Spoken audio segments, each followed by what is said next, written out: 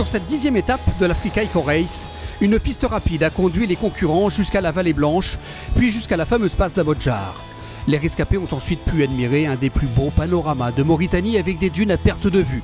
Mais comme aujourd'hui René Medj avait décidé de leur en mettre plein la vue, ils ont ensuite pris la direction de la sublime passe de Knouk pour finir avec celle d'Izigi.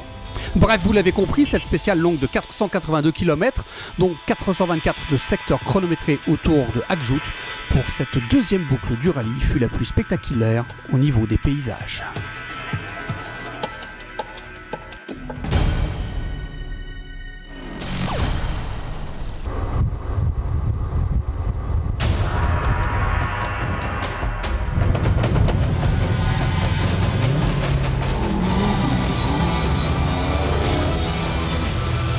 Et on commence avec la catégorie auto-camion, car on vous rappelle que l'Africa Eco Race est le seul rallye au monde où il y a un classement combiné auto-camion. Aujourd'hui, un camion s'est illustré, mais on verra ça un peu plus tard. 3e hier et régulièrement dans le top 10 depuis 15 jours, Guillaume Gomez se hisse aujourd'hui à 5e place. Mais l'Orléanais était en colère à l'arrivée, ils se sont ensablés 4 fois et ils s'en voulaient énormément. On a été super bien dans la navigation, dans la vitesse, on était très rapide. Et puis on a voulu en faire un peu trop. Et puis peut-être aussi on s'est un petit peu fait avoir avec la vitesse de dégonflage. On s'est fait surprendre 2-3 fois dans les passages de mou.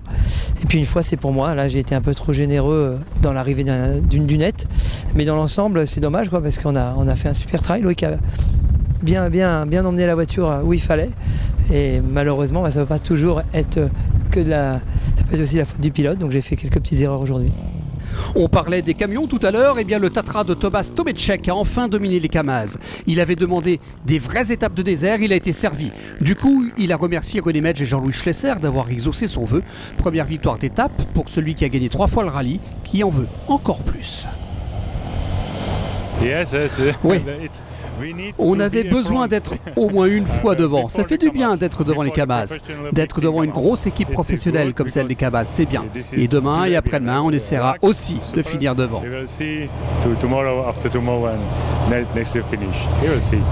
Les journées se suivent et se ressemblent pour Miroslav Zapletal. 2e hier, il est aujourd'hui 3e au volant de son imposant Hummer. Ce fut très dur pour le Tchèque. Une crevaison lui coûte cher et lui fait perdre de précieuses minutes.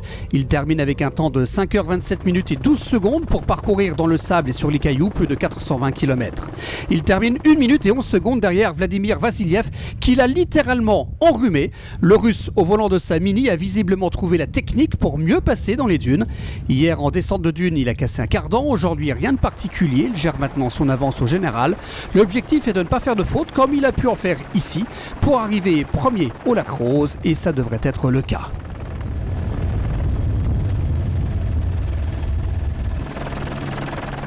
La joie d'une victoire au Lac Rose, il a connu cela il y a 2 ans.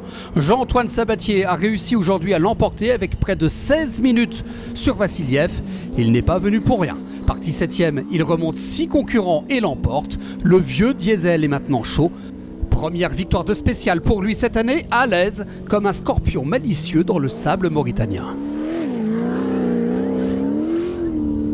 Ça a très bien gazé, on a eu un petit sablage, mais on s'est régalé. Et puis surtout, la spéciale était magnifique. Là, je crois que c'était la plus belle. Au niveau des paysages, des cordons de dunes magnifiques, des canyons, c'était vraiment magnifique. Et puis on s'est régalé, on a bien attaqué sur la fin pour essayer de gagner. Et il a effectivement gagné, Jean-Antoine Sabatier devant Vassiliev et Zapletal. Tomeczek place le premier camion en 4e position devant Gomez et Dominique Ouzio qui s'est perdu 3 fois aujourd'hui et qui est 6e. Au général, Vassiliev reste confortablement installé en tête avec 2h08 d'avance sur Zapletal qui gagne 1 place et 2h15 sur Ouzio qui en perd 1.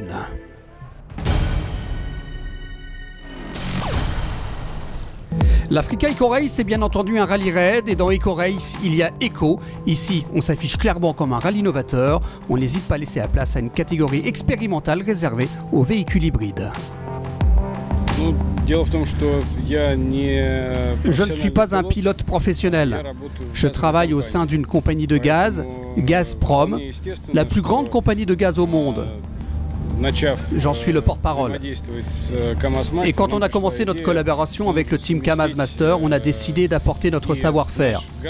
On a voulu associer le gaz avec le rallye raid. On a donc décidé de travailler sur le camion et de faire un moteur qui fonctionne au gaz. On est assez fiers de notre résultat. Il y a de nombreux avantages comme le fait qu'on réduise sensiblement la pollution.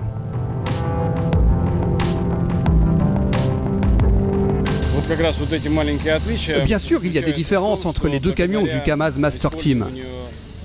Celui qui fonctionne au gaz, le numéro 403, a des avantages, surtout au démarrage, quand on commence à rouler. On va nettement plus vite que les autres. Et on va aussi beaucoup plus vite que l'autre camion Kamaz. Mais la très grande expérience et le professionnalisme d'Andrei Karginov, qui est le pilote de l'autre Kamaz, avec Andrei Moukif et Dmitri Nikitin, compense largement tout cela. Мы имеем определенное преимущество, которое нивелируется опытом пилота второго КамАЗа.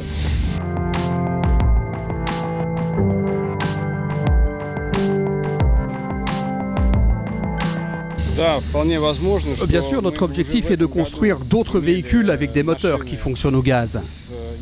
Mais pour le moment, l'essentiel est de nous concentrer sur notre rallye et d'arriver à Dakar. Pour créer d'autres véhicules, c'est très compliqué parce que le règlement technique est très strict. Il faut maintenant non pas améliorer notre moteur qui est plutôt bien, mais carrément créer un autre moteur. On attend maintenant la possibilité de progresser et de travailler sur des nouveaux moteurs au gaz. C'est clairement notre objectif.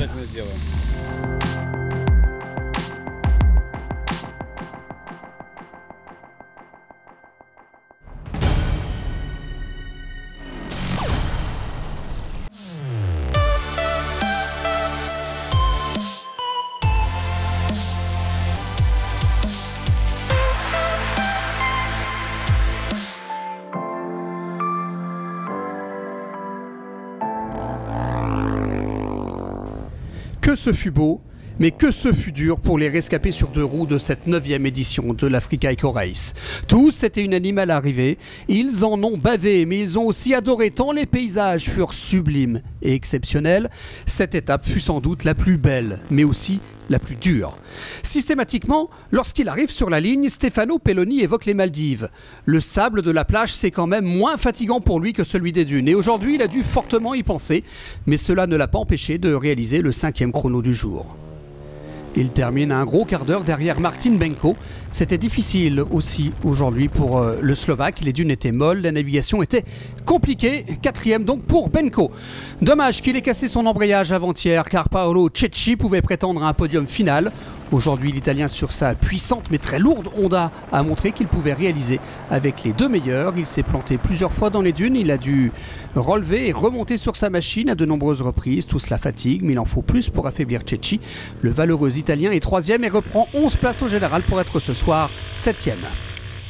Comme d'habitude, on retrouve les deux mêmes aux deux premières places. Palander sous le Valsetter n'a pas roulé très vite au début, il y avait des cailloux.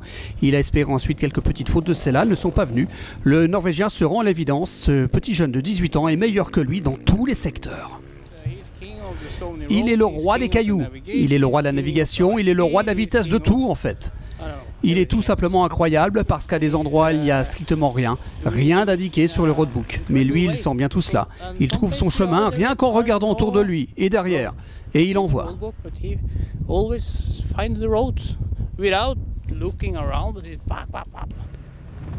Ce soir, on peut vraiment dire qu'un phénomène est né. Retenez bien son nom et son visage, vous allez en entendre parler.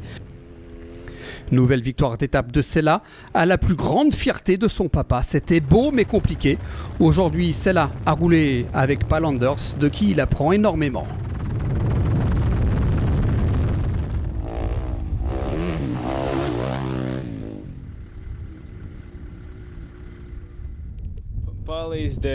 Pal est le maître des dunes.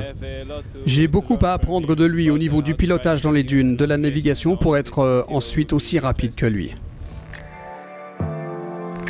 On récapitule donc le classement de cette journée avec la 5e victoire de Sella en spécial, toujours devant le Valsetter, Cecchi est 3, Benko 4, Pelloni 5 et Azin Aish 6.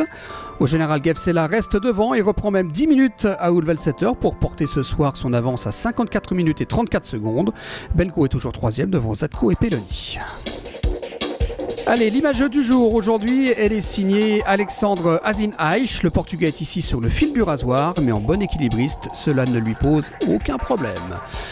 C'est tout pour aujourd'hui. Demain, 11e et avant-dernière étape, il va se dérouler un vendredi 13. Pour certains, c'est un jour de chance, pour d'autres, c'est le contraire. Sur les 2/3 de la spéciale, le tracé évoluera sur une piste en sable plutôt roulante entre les dunes. Au total, 208 km de secteur chronométré entre Akjout et Fimlit avant de partir vers Saint-Louis au Sénégal. Allez, on se quitte maintenant avec les plus belles images du jour. À demain, ciao.